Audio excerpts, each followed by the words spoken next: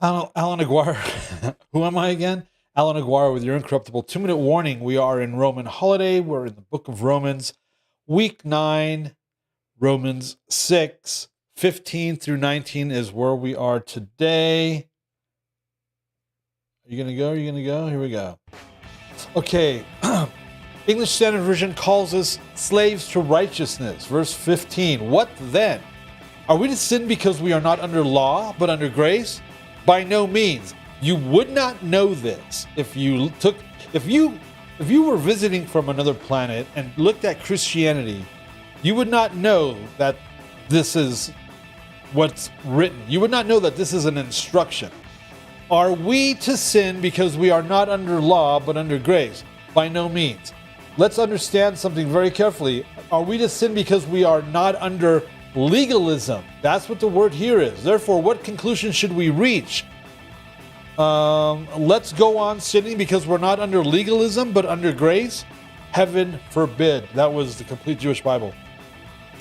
Do you not know, verse 16, back to English Standard, that if you present yourselves to anyone as obedient slaves, you are slaves of the one whom you obey, either of sin, which leads to death, or of obedience, which leads to righteousness? 17.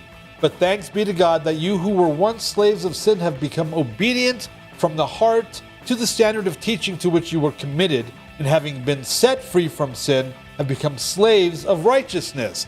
Verse 19. I'm speaking in human terms because of your natural limitations, or I am using popular language, says the Complete Jewish Bible, because your human nature is so weak. Continuing, verse 19, Complete Jewish Bible.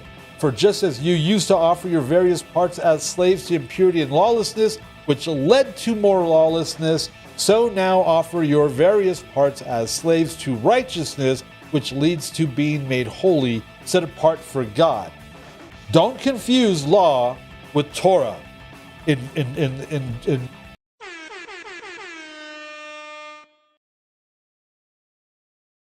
Oh man, that's hilarious. Don't confuse law for Torah when it means lawlessness.